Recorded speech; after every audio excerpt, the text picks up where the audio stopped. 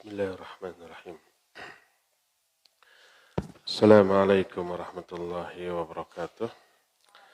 Alhamdulillah wassalatu wassalamu ala Rasulillah wa ala alihi wa ashabihi wa mawalah. Wa ba'd. Anak-anakku sekalian, para santri di Ma'had Tahfidz Quran Tarbiyah Sunnah yang Allah muliakan, kita jumpa lagi pagi ini untuk membahas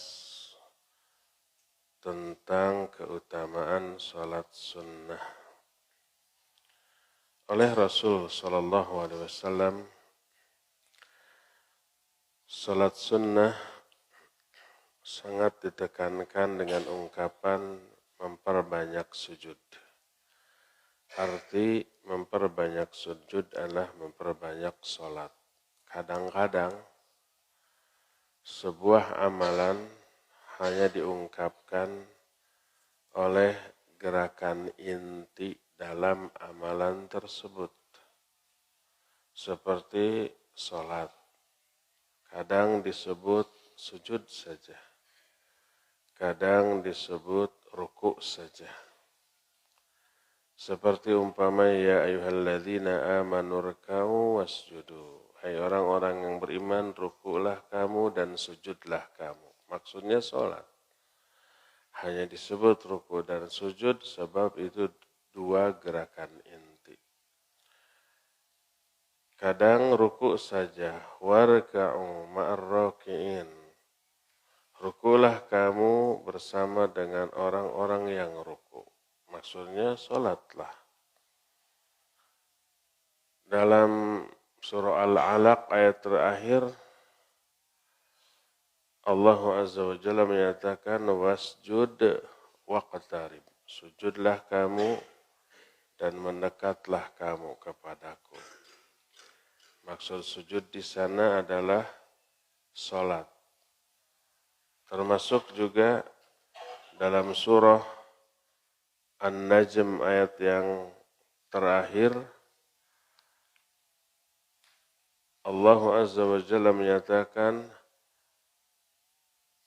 wa'budu wasjudu.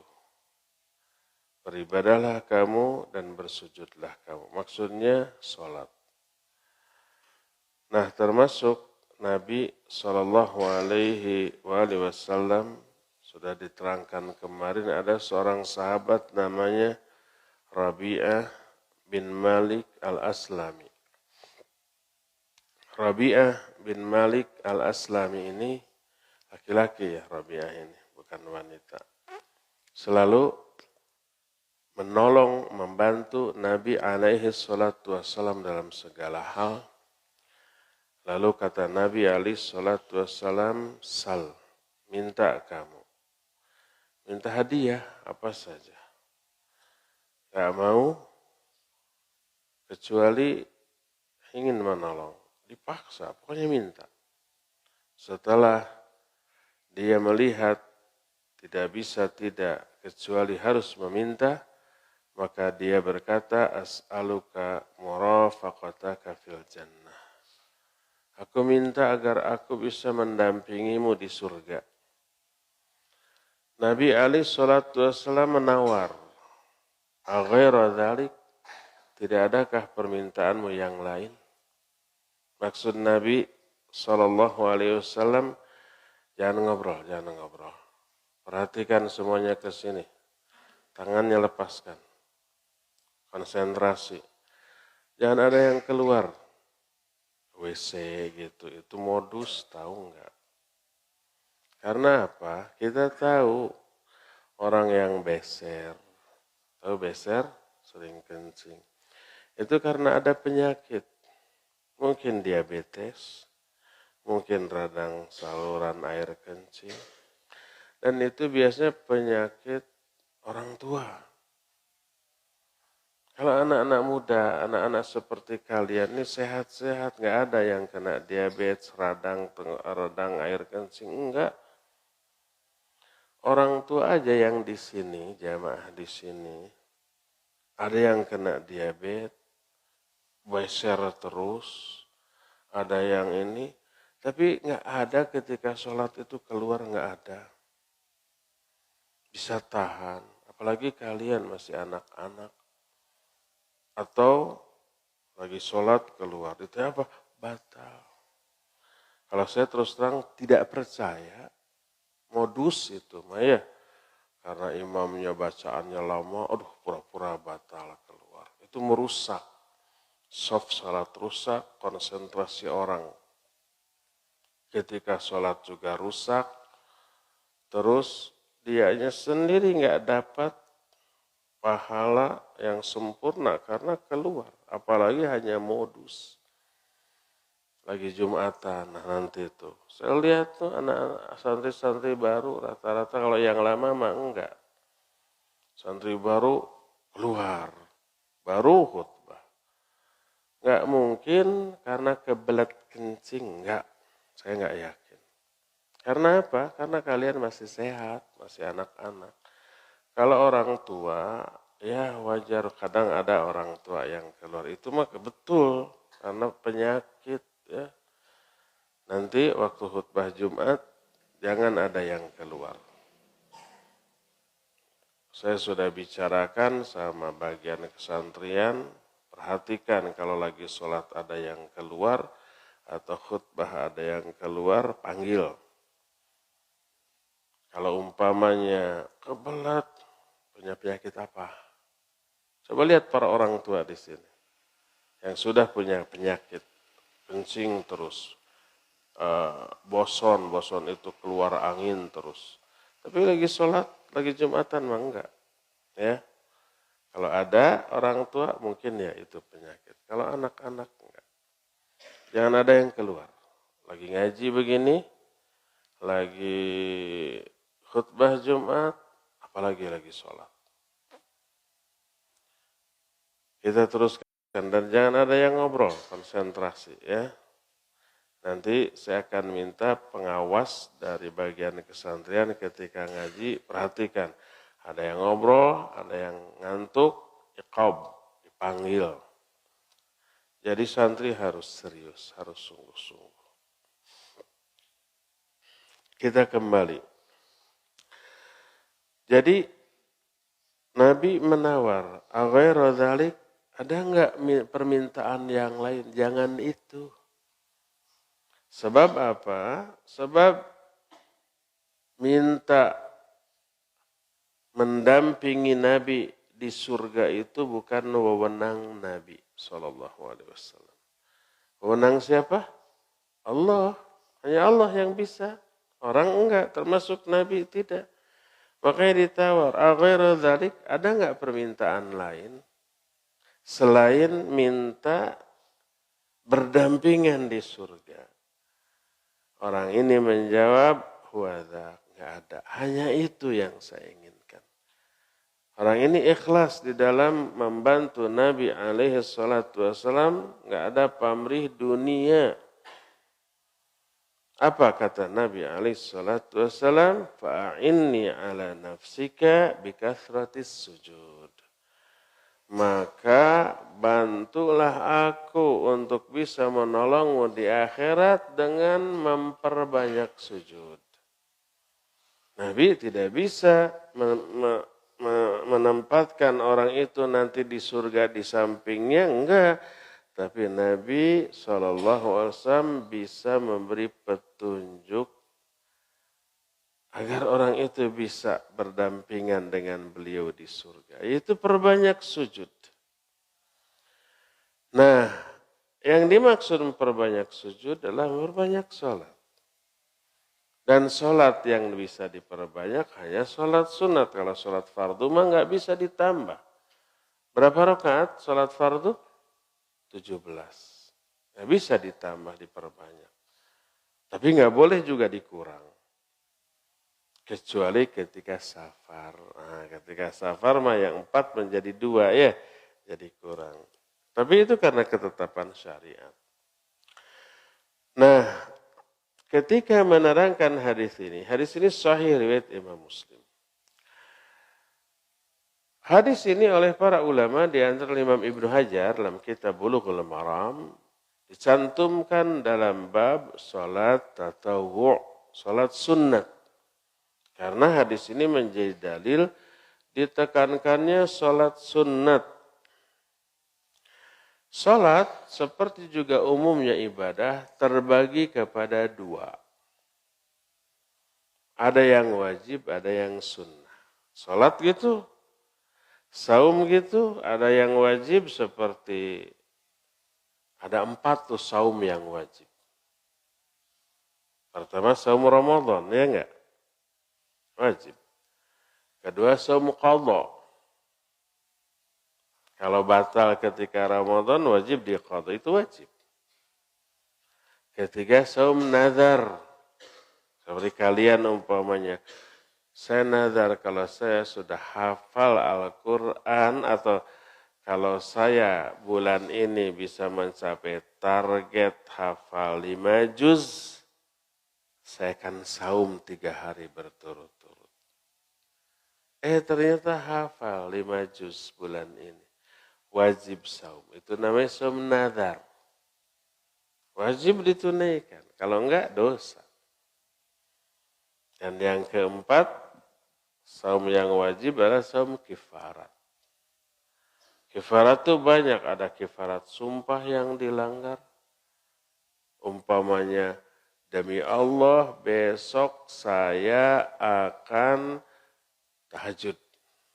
Maka demi Allah. Ternyata tidak. Kebablasan. Nah, padahal sudah sumpah. Wajib dibayar kifaratnya. Apa kifaratnya? Kasih makan 10 fakir miskin. Kalau enggak punya, saum 3 hari berturut-turut. Saumnya wajib. Jadi, amalan sholat ada yang wajib, ada yang sunnah. Saum ada yang wajib, ada yang sunnah. Ya, saum sunnah contohnya Senin, Kamis, Daud, Ayyamul Bid, Arafah, Muharram atau Tasu'a dan Asyura gitu ya. Haji wajib, yang fardu yang pertama. Ada yang sunnah, umroh. Zakat ada yang wajib, ada yang sunnah. Yang sunnahnya disebut infak atau sedekah. Nah, dan ini merupakan rahmat Allah bagi kita menyiapkan atau mensyariatkan ibadah sunnah selain yang fardu. Untuk apa fungsinya? Penyempurna kekurangan dari ibadah yang fardu. Salat kita banyak kekurangan tuh. Salat fardu kita ditambal dengan salat sunnah. Saum fardu kita yang Ramadan banyak kekurangan ditambah dengan saum sunnah. Begitu seterusnya ya. Nah, berkata Nabi SAW, annal faraid tukmalu bin nawafil yaumal qiyamah. Ibadah-ibadah yang fardu disempurnakan dengan ibadah sunnah pada hari kiamat. Kenapa? Karena kita pasti banyak kekurangan dalam ibadah fardu, ya enggak? Salat kita banyak kekurangan. Khususnya kurang khusyuk, bukan kurang lagi, kadang tidak khusyuk. Itu kekurangan.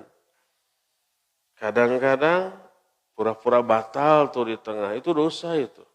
Padahal enggak batal. Pura-pura kebelet, padahal enggak kebelet. Hanya karena imam bacaannya panjang. Aduh, leles. Pura-pura aja batal. Itu dosa itu. Kecuali kalau benar-benar kebelet ya, seperti ada penyakit, ya boleh. Tapi kalau enggak boleh.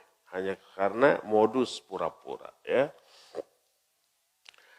Nah, sholat tatawwu atau sholat sunat ada beberapa macam. Secara umum ya, ada 2 macam. Yang pertama yang mutlak, yang kedua yang muqayyad. Mutlak itu yang tidak dibatasi waktunya, tempatnya, boleh kapan saja, boleh di mana saja, 2 rakaat. kecuali di waktu terlarang. Waktu terlarang teh ba'da subuh sampai matahari terbit nggak boleh ada sholat sunat. Kecuali nanti ada sholat sunat yang ada sebab ya. Nah tapi nanti setelah beres jam 9 pagi. Kita nggak ada kegiatan, habis main futsal, habis makan, habis murojaah, mandi seger. Murojaah sudah, ingin sholat, boleh sholat. Sholat apa? Mutlak, 2 rakaat. Nah itu namanya sholat mutlak kapan saja. Kecuali ba'da beberapa waktu yang dilarang. Ba'da subuh, ba'da asar, pas matahari terbit, matahari di tengah, matahari tenggelam, itu nggak boleh. Yang kedua, sholat muqayyad. Muqayyad ini ada beberapa macam arti muqayyad yang terikat. Pertama ada yang muqayyad bisabab. Muqayyad dengan sebab. Terikat dengan sebab. Contohnya apa? Contohnya tahiyatul masjid. Kenapa kita tahiyatul masjid? Sebab masuk masjid. Contohnya lagi umpamanya syukrul wudhu. Kenapa kita sholat syukrul wudhu? Sebab habis berwudhu. Itu muqayyad dengan sebab. Ada lagi yang muqayyad dengan yang fardu. Sholat fardu yaitu sholat sunat rawatib. Yang 12 rakaat yang kemarin kita bahas. Ada lagi yang muqayyad dengan waktu. Contohnya qiyamul lail, waktu malam. Nggak bisa waktu malam dikerjakan siang. Contohnya lagi witir. Contohnya lagi umpamanya duha. Nggak bisa sholat duha dikerjakan malam, namanya juga duha. Nah itu disebut sholat sunnah muqayyad. Jadi ada yang muqayyad dengan sholat fardu, namanya rawatib. Ada sholat yang muqayyad dengan waktu, seperti contohnya sholat duha, qiyamul lail, termasuk witir. Ada yang muqayyad dengan sebab, contohnya tahiyatul masjid dan syukur wudhu. Itulah 3 jenis yang muqayyad. Dengan sebab, dengan waktu, dan dengan sholat fardu. Selain 3 ini disebut sholat sunat mutlak. Nah, inilah yang dijelaskan oleh para ulama tentang pembagian sholat sunat. Sholat sunat sangat-sangat dianjurkan seperti tadi. Salah satu di antara faidah sholat sunat, selain menambal sholat-sholat fardu yang kurang, juga bisa menyebabkan kita ini berdampingan dengan Nabi di surga. Seperti hadis Rabi'ah yang barusan. Rabi'ah saya minta agar bisa mendampingimu di surga. Kata Nabi SAW, kalau gitu perbanyak sholat sunat. Makanya jangan abaikan sholat sunat. Kalau bisa mah seluruh jenis sholat sunat kita lakukan. Rawatib mah itu ya. Kalau bisa kalian bangun malam. Jam 3, setengah 4. Wudhu sholat tahajud. Nanti ba'da kita kajian seperti ini. Ya. Beres setengah 7. Sholat dulu. Apa sholat ini? Sholat isyraq. Isyraq itu karena matahari terbit. Dan ini termasuk sholat sunat muqayyad karena waktu. Berkaitan dengan waktu itu terbitnya matahari. Apa faidahnya? Kata Nabi SAW, siapa orang yang sholat fardu subuh berjamaah dengan imam di masjid. Setelah itu duduk berzikir kepada Allah sampai matahari terbit. Setelah matahari terbit sholat 2 rakaat, maka pahalanya sama dengan pahala haji dan umroh secara sempurna. 3 kali Nabi mengatakan itu. Sholatnya enteng 2 rakaat, tapi pahalanya sama dengan pahala haji dan umroh. Pahala haji umroh itu besar loh. Kalau kalian nanti haji atau umroh, saya doakan seluruh yang ada di sini, nanti suatu saat oleh Allah dihajikan dan diumrohkan. Nah, saya berharap kalian bisa rutin ke sana tiap tahun atau sekian bulan sekali umroh, bisa tuh. Kalau kalian nanti sudah besar, dewasa, kalian hafidh, jadi imam, jadi ustadz, itu banyak travel yang akan meminta menjadi pembimbing haji dan umroh. Banyak itu. Bisa tiap bulan, bisa sebulan 2 kali, kalau mau mangan capek. Minimal 2 bulan, 3 bulan sekali gitu. Kalau haji bisa tiap tahun. Gratis. Bukan hanya gratis, dikasih uang saku di sana tuh. Nah, nanti akan kalian lihat betapa besar pahala haji dan umroh. Kenapa? Pengorbanannya besar. Uang yang keluar puluhan juta, kalau haji ratusan juta. Terus capek, lelah di sananya. Yang lebih capek lagi haji. Hebatnya nih, walaupun capek, menyenangkan, bikin kangen. Ketika hajinya, capek karena jauh jalan. Bisa 2 jam, bolak-balik 4 jam dari tenda ke tempat jumroh tuh. Tapi seru loh, seneng bareng-bareng jumrohnya, pulang lagi, gempor ini, silih pencetan.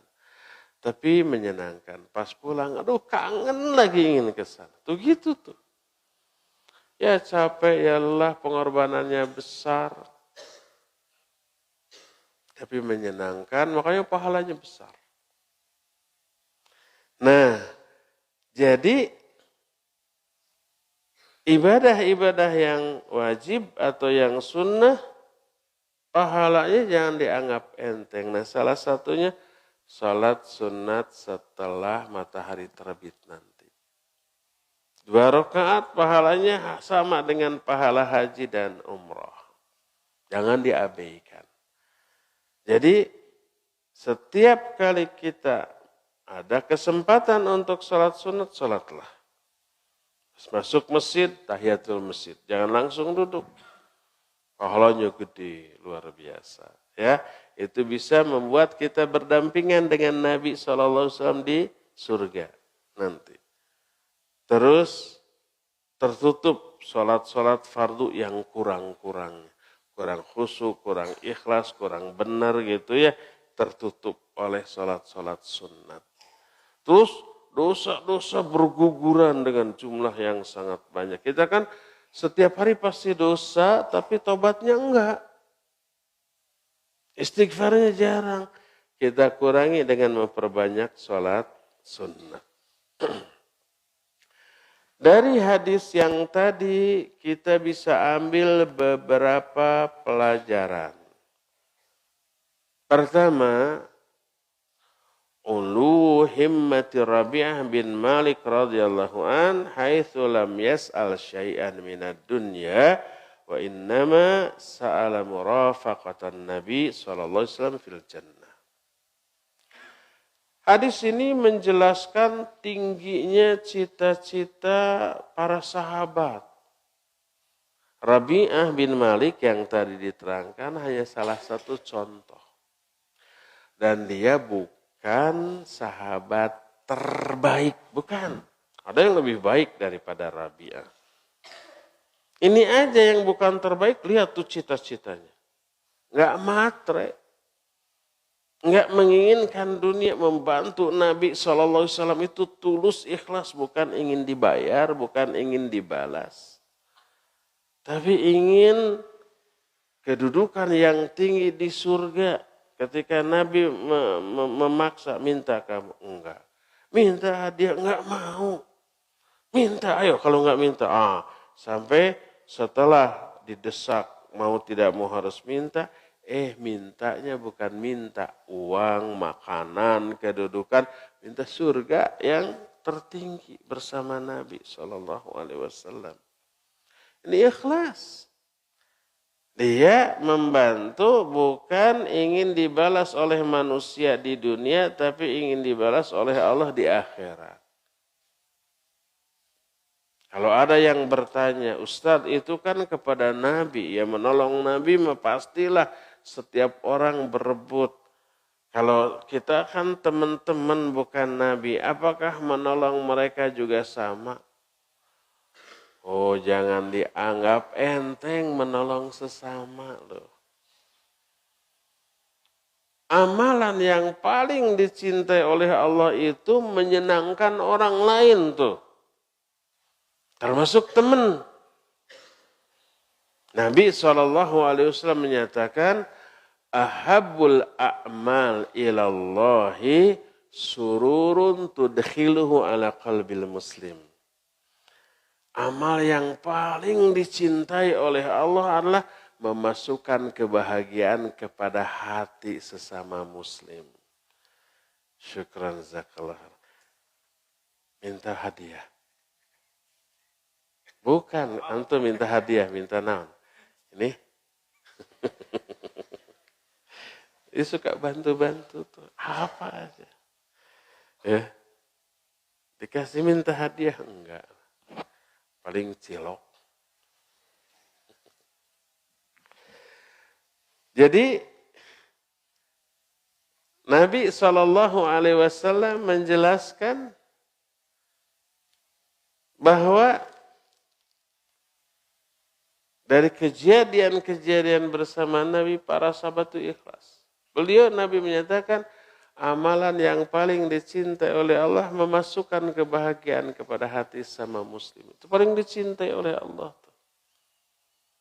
Au takshifu anhu kurbatan. Atau kamu hilangkan kesulitan dari diri dia. Ada teman yang sulit kita bantu, hilang kesulitannya.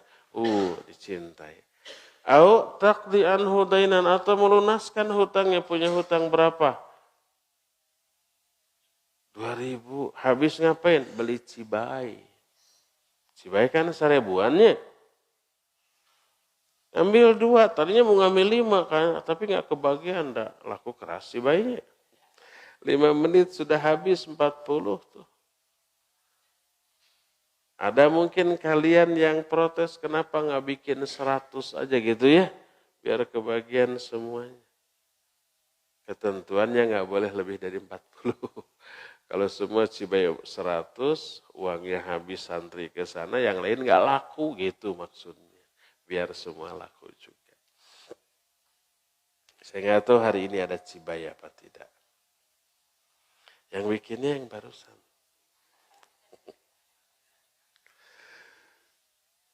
Nah, hutangnya dilunasin, dibayarin. Senang nggak? Senang. Tatradu anhu ju'an, atau kamu hilangkan rasa lapar dari diri temanmu. Kenapa kamu begini aja? Lapar, nggak ada makanan, kasih. Kenyang. Sampai Nabi SAW menyatakan, fawallahi li an amsya ma akhi fi hajatihi ahabbu ilayya min an a'takifa fi masjid hadha syahra. Demi Allah, kalau aku berjalan bersama kawanku untuk membantu kepentingan dunia dia, lebih aku sukai daripada iktikaf di masjidku selama sebulan. Iktikaf di Masjid Nabawi itu pahalanya besar. Tapi kata Nabi, aku lebih suka mendampingi kawanku untuk membantu kepentingan dunia dia tuh. Membantu teman itu pahalanya besar. Jangan dianggap enteng. Menyenangkan kawan itu luar biasa. Apalagi menyenangkan Nabi Sallallahu Alaihi Wasallam. Oleh karena itulah, walaupun hadis ini menjelaskan seorang sahabat membantu Nabi alaihi salatu wasallam, tapi jangan sampai kita beranggapan itu hanya untuk Nabi saja. Enggak. Untuk menolong siapapun, jangan pamrih meminta balas budi dari kawan yang kita bantu, berharaplah dapat balasan hanya dari Allah. Inilah faidah atau pelajaran pertama dari hadis tadi. Kedua, fadlu kasratis shalah wa annaha sababun li ayyakuna al-insanu rafiqan li Rasulillah sallallahu alaihi wasallam fil jannah li qawlihi a'inni ala nafsika bi kasratis sujud. Hadis ini pun menjelaskan tentang keutamaan memperbanyak sholat sunat. Salah satu keutamaan sholat sunat itu adalah orang yang banyak sholat sunat akan berdampingan dengan Nabi di surga. Kalian harus tahu surga itu bertingkat-tingkat, ribuan tingkat. Bukan setingkat, dua tingkat, ribuan. Beda satu tingkat dengan tingkat lain seperti langit dan bumi gitu. Sebagaimana satu hadis menyatakan bahwa Allah menyediakan 1000 tingkat di surga untuk para mujahidin di jalan Allah. Untuk para mujahidinnya aja 1000 tingkat, belum selain mujahidin. Kan enggak semua kaum muslimin mujahidin ya. Apa mujahidin itu? Tahu enggak? Siapa yang tahu arti mujahidin? Cung. Siapa namanya? Adil. Agil. Apa agil? Orang yang berperang. Melawan siapa? Perangnya melawan siapa? TNI? Oh, jangan. Melawan siapa? Penjahat? Melawan siapa? Itu harus jelas. Kalau melawan TNI bukan jihad, pemberontak itu. Melawan siapa? Melawan orang kafir. Iya. Niatnya apa? Niat perangnya untuk apa? Membela siapa? Membela apa? Apa? Membela apa? Agil. Membela Cibai. Memperebutkan Cibai. Iya, mujahid artinya orang yang berjihad. Tapi mujahid fisabilillah ada syarat. Pertama yang diperangi orang kafir loh. Awas jangan sesama muslim. Kedua, niatnya untuk membela Islam. Untuk meninggikan kalimah Allah. Li'ila'i kalimatillah. Man qatal litakuna kalimatullahi hiyal ulya fahuwa fisabilillah. Siapa yang berperang untuk menjadikan kalimat Allah menjadi yang tertinggi, itulah fisabilillah. Tapi kalau perang membela orang kafir tapi niatnya ingin dipuji, ingin dianggap jagoan, ingin nanti dapat ghanimah, rampasan perang yang banyak, nanti saya akan diangkat jadi komandan. Untuk dunia maka bukan fisabilillah. Dia bukan mujahid. Dia ku neraka kalau mati dalam keadaan demikian. Jadi mujahidin orang yang berjihad melawan orang kafir dalam rangka membela Islam, bukan dalam rangka meraih keuntungan dunia. Ya, itulah para mujahid. Sini Agil, saya hukum untuk menghabiskan roti satu tapi. Jadi lupa lagi ngejelaskan apa mujahid itu tadi.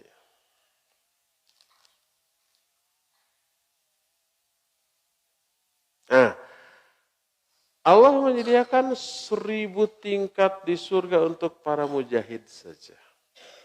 Jarak antara satu tingkat dengan tingkat lain ibarat langit dan bumi. Belum selain mujahid, kita bukan mujahid. Karena kita tidak sedang berjihad. Dalam kehidupan kita sampai sekarang nggak ada kondisi yang mengharuskan kita jihad dalam bentuk perang. Melawan orang kafir dengan senjata. Tidak. Jihad kita sekarang ini belajar ilmu. Ini jihad ketika tidak ada perang. Ya. Nah, bayangkan ada berapa tingkatan di surga. Semakin tinggi tingkatannya semakin bagus. Dan yang paling tinggi namanya surga Firdaus. Dan Nabi SAW beserta para nabi yang lain berada di tingkat surga yang paling tinggi. Tapi serendah-rendahnya tingkatan di surga, wah jauh lebih enak, lebih mewah dibanding istana terbaik di dunia. Kita belum tahu istana terbaik di dunia istana siapa. Mungkin istana Raja Saudi, mungkin istana Raja Sultan Brunei, gitu nggak tahu siapa yang paling mewah. Itu nggak ada apa-apa dibanding istana terjelek di surga. Jauh lebih mewah istana terjelek di surga.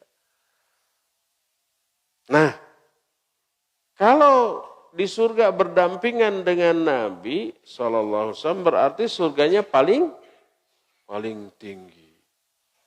Di bawah ada ribuan tingkat lagi. Di antara kalian ada yang pernah ke hotel? Ya. Hotel kan levelnya beda-beda. Ada hotel Melati. Melati 1, 2, 3. Ada hotel berbintang. Bintang 1, bintang 2. Tertinggi bintang 7. Tertinggi bintang 5. Bintang 5 juga bertingkat-tingkat. Ada yang level internasional. Ada yang level gold. Ada yang level premium, macam-macam tuh. Ada yang level platinum tertinggi. Tahu nggak ada hotel di Bandung yang terbaik? Satu kamarnya namanya Presiden Suite, itu beberapa lebih dari 10 tahun yang lalu. Harganya semalam 40 juta, semalam aja. Kayak apa di dalamnya saya belum tahu, belum pernah lihat.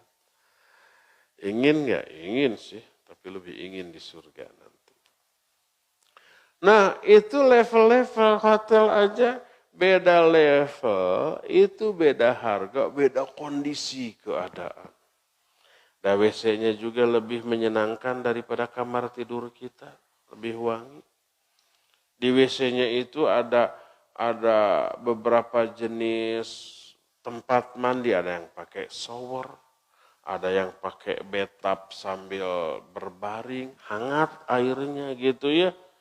Ada juga yang namanya whirlpool gitu, di WC-nya whirlpool itu, baknya itu bulat gitu, kita berendam segini, ada air memancar yang hangat kemudian memijit bagian punggung kita, bagian enak sambil ngopi.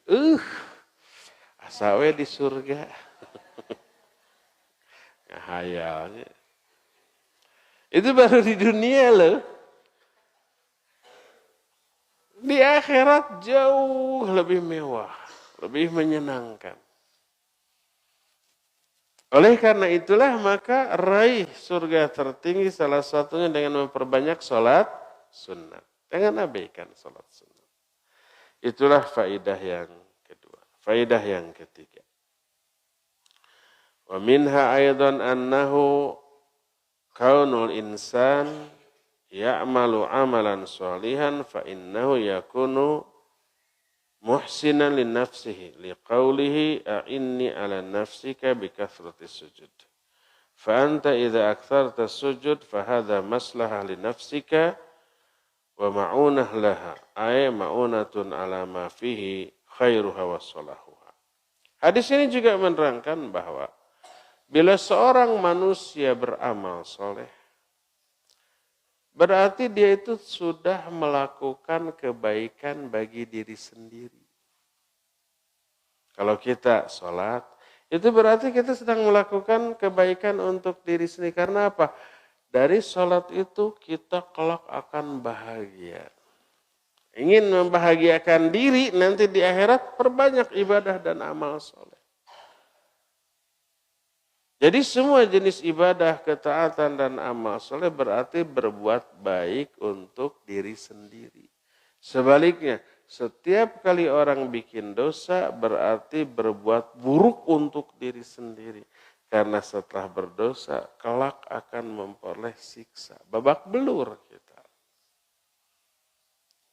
Oleh karena itu ketika kita menolong orang lain, pada hakikatnya kita sedang berbuat baik kepada diri kita sendiri.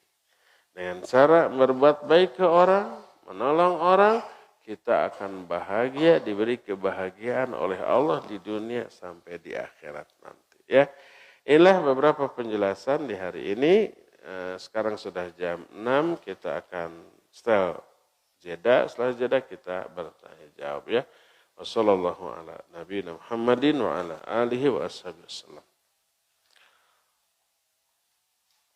Tarbiyah Sunnah merupakan pesantren yang ada di daerah Selacau, Batu Jajar, Kabupaten Bandung Barat. Dengan visi mencetak penghafal Al-Quran yang berakidah Ahlus Sunnah wal Jamaah, cerdas dan mandiri. Saat ini sedang membangun asrama yang ketiga untuk mempersiapkan kegiatan belajar mengajar di tahun berikutnya. Mari menyebar dakwah melalui pembangunan pesantren ini. Kirim donasi Anda ke Bank Syariah Indonesia 777011476 atas nama Yayasan Tarbiyah Sunnah _Ma'had. Selain uang, kami pun menerima sumbangan berupa bahan-bahan bangunan saat pembangunan berlangsung. Narah hubung 0813 1000 1476. Yuk, rogoh saku kita demi terwujudnya fasilitas belajar mengajar demi lahirnya dakwah yang lebih semarak tetap di atas manhaj yang hak, di atas sunnah yang sebenarnya, dan insya Allah akan menjadi pahala yang mengalir terus sampai hari kiamat dan menguntungkan kita di akhirat nanti. Semoga Allah tetapkan pahala jariah bagi kita semua. Jazakumullahu khairan. Berdakwah hanya dengan Rp20.000. Dengan bergabung dalam program ini, Anda telah berpartisipasi dalam penyebaran dakwah melalui Radio Tarbiyah Sunnah 1476 AM yang siaran selama 24 jam serta Tarbiyah Sunnah Channel di YouTube. Kirim donasi ke rekening Bank Syariah Indonesia 777-1014-768 atas nama Tarbiyah Sunnah _Media. Format konfirmasi DOTS, pagar nama, pagar tanggal transfer, pagar jumlah transfer, konfirmasi ke nomor 0818647824. Mari ajak serta teman atau saudara dalam program ini. Semoga kita dapatkan pahala jariah dari dakwah.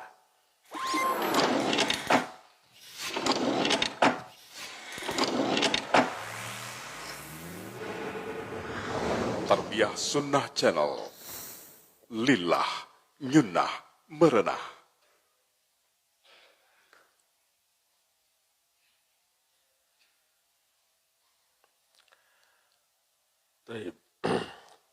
Siapa yang mau bertanya? Cung. Baru ya? Kasih mic.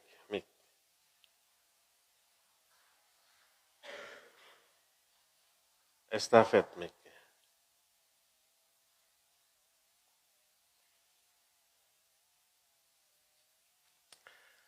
Nama dari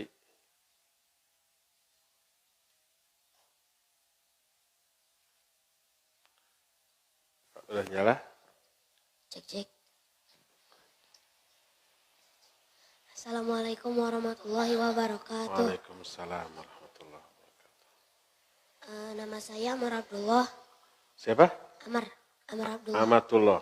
Amar Abdullah. Ahmad Abdullah. Amar. Amr Abdullah. Dari? Cianjuang.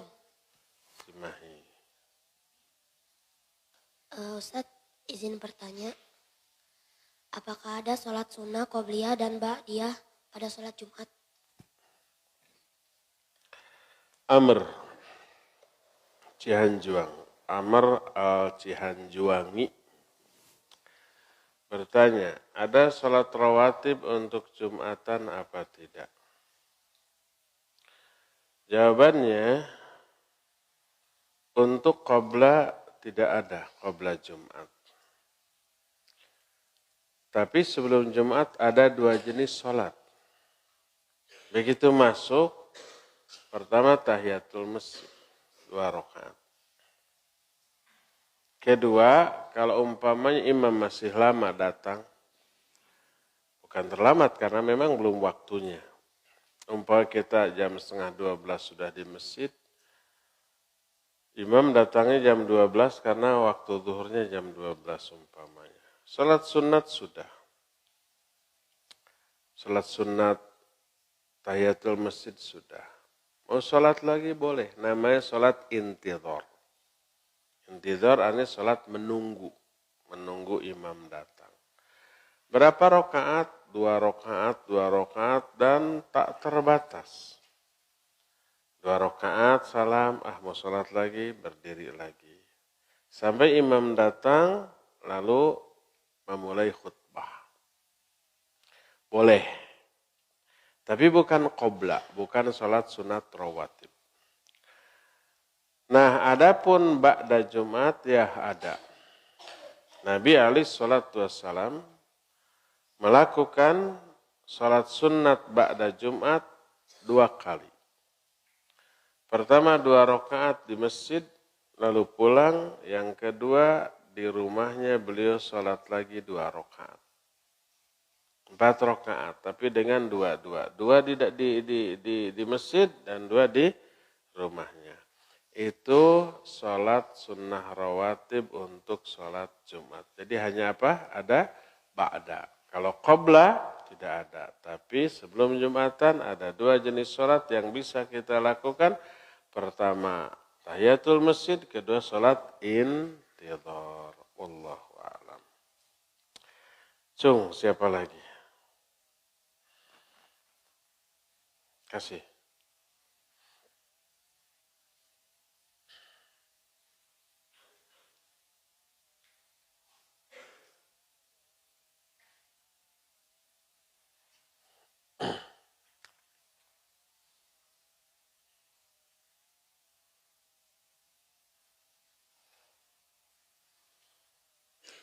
Di-on-kan dulu. Cek. Assalamualaikum warahmatullahi wabarakatuh. Waalaikumsalam warahmatullahi wabarakatuh. Perkenalkan, nama saya Gozi. Ghazi. Ustadz, izin bertanya. Ghazi itu dari mana? Dari Cimahi.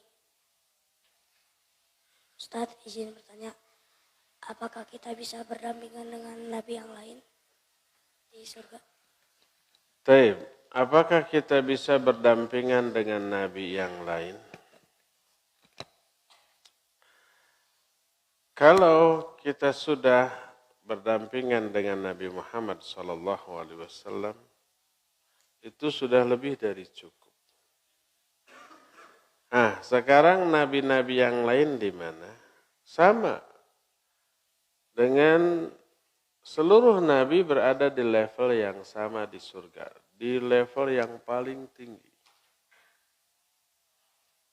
Berarti kalau dekat dengan nabi, berarti juga dekat dengan nabi-nabi lain. Tidak berarti jauh gitu, enggak. Tapi sama-sama dekatnya. Dan salah satu caranya agar bisa berdampingan dengan nabi, gimana Ghazi agar bisa berdampingan dengan Nabi di surga, caranya gimana? Cikeneh dijelaskan. Harus memperbanyak apa? Salat apa? Salat sunnah. Ya, demikian. Wallahu a'lam bishawab. Cung, siapa lagi? Ini yang belum nih. Yang junior. Kasih.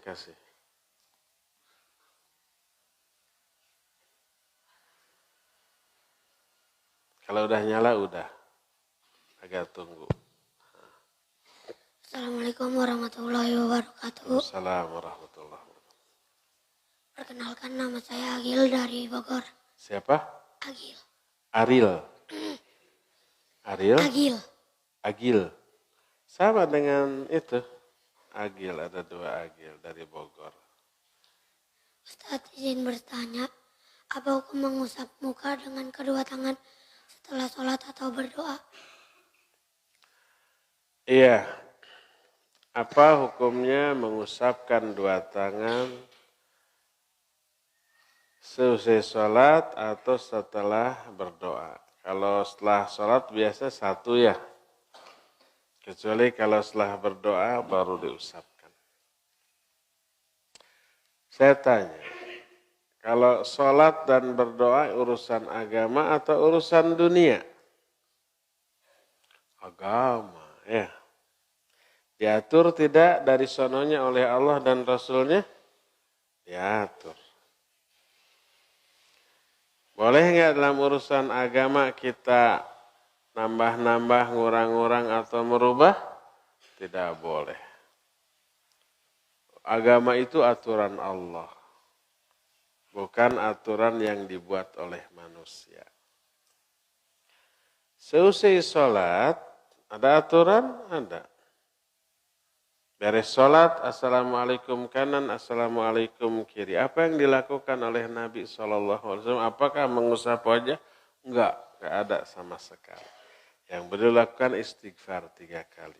Astagfirullah, astagfirullah, astagfirullah. Allahumma antas salam, minkas salam, tabarakta ya dzal jalali wal ikram. Lalu melanjutkan wirid. Oleh karena itu, maka tidak ada syariat mengusap wajah dengan tangan seusai apa? Sholat. Bagaimana setelah berdoa? Sama setelah berdoa. Kalau berdoa dianjurkan mengangkat kedua tangan, ya. Walaupun tidak seluruh doa. Kalau ba'da sholat berdoa nggak angkat tangan. Karena Nabi dan para sahabat juga nggak angkat tangan. Demikian juga ketika Jumatan, di Jumat khutbah kedua ada doa di akhirnya nggak angkat tangan. Karena Nabi juga tidak angkat tangan. Tapi di luar itu umpamanya kalian seusai sholat sunat, qobla, atau tahiyatul masjid, sudah azan, menjelang qomat, imam belum datang, nunggu, silakan angkat tangan, berdoa. Seusai kalian tahajud, berdoa, angkat tangan silakan. Nah, setelah angkat tangan gimana? Apakah diusapkan? Tidak juga. Nabi tidak melakukan, para sahabat tidak mengamalkan, para ulama tidak menganjurkan. Lalu kenapa kita usapkan? Tidak ada keterangan. Makanya Al-Izz bin Abdussalam menyatakan, la ya'maluha illal jahilun. Tidak ada yang melakukan hal itu kecuali orang bodoh. Karena tidak mengetahui bagaimana tata cara berdoa Nabi dan para sahabat. Jadi setelah angkat tangan berdoa sudah tidak diusapkan. Jadi tidak ada mengusapkan tangan seusai sholat dan seusai berdoa. Wallahu a'lam. Tadi teh mana? Amar, tahu. Siapa tadi? Ghazi. Terus Agil. Agil ini udah ya? Mau lagi? Jangan. Cung, siapa lagi? Ini nih yang baru lagi nih. Hei.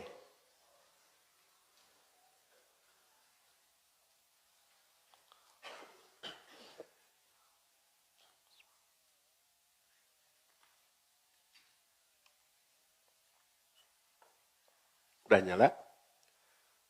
Nyalain dulu. Nanti mah jangan dimatikan. Assalamualaikum warahmatullahi wabarakatuh. Assalamualaikum warahmatullahi wabarakatuh. Nama saya Abizar, saya dari Antapani. Bidar? Abizar. Abidar. Abidar dari Antapani. Ustadz izin bertanya, apa sholat sunnah yang paling disukai Allah atau dicintai Allah? Iya. Abu Dzar Al-Antapani. Bukan Al-Ghifari, sebab bukan dari Ghifar. Ghifar nama suku. Abu Dzar Al-Ghifari. Ini Abu Dzar Al-Antapani. Salat sunat apa yang paling dicintai oleh Allah?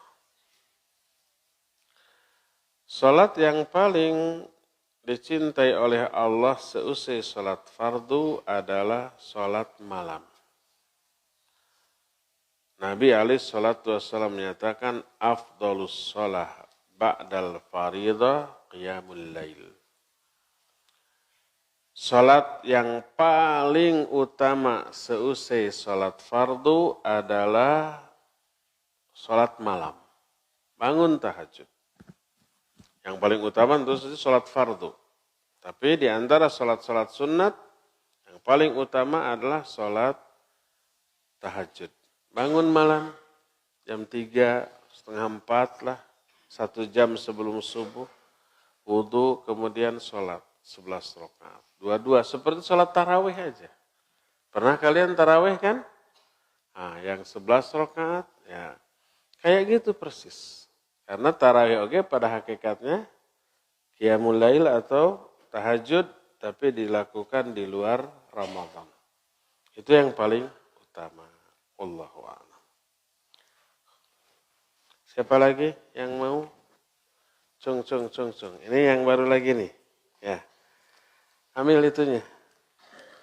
Siniin.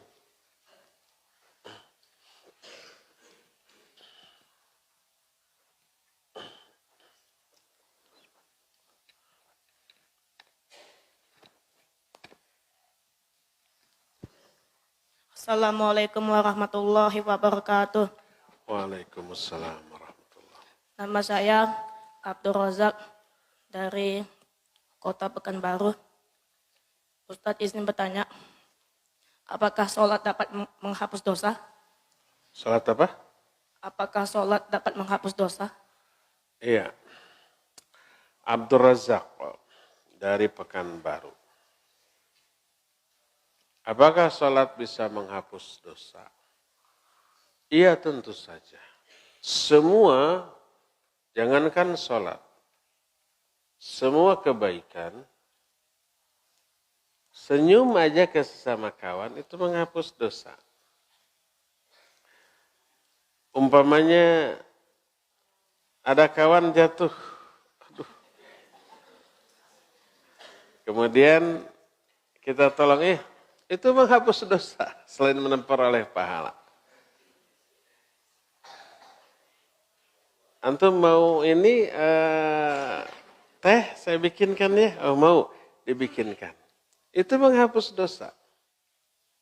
Seluruh kebaikan menghapus dosa. Allah berfirman, innal hasanati yudhibnas sayyiat. Sesungguhnya kebaikan-kebaikan itu bisa menghapus dosa-dosa. Apalagi kebaikan yang sangat baik seperti sholat. Menghapus dosa. Berkata Nabi alaihi salatu wassalam, ayo dengar.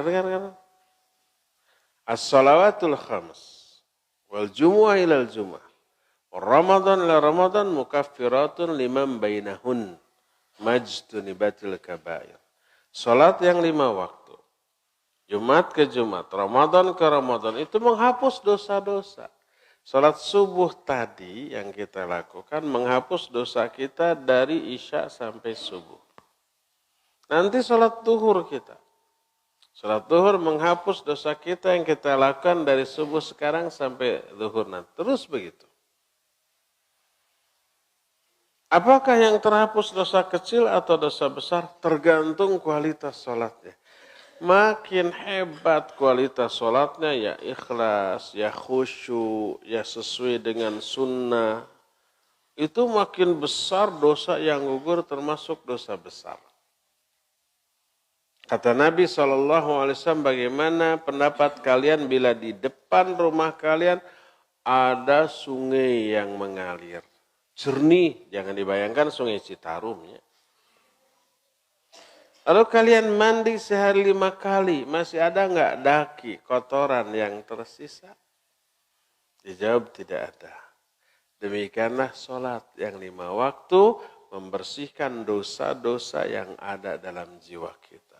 Kalau kita sehari sholat, mandi 5 kali, daki-dakinya juga bisa bersih ya. Mandinya benar gitu.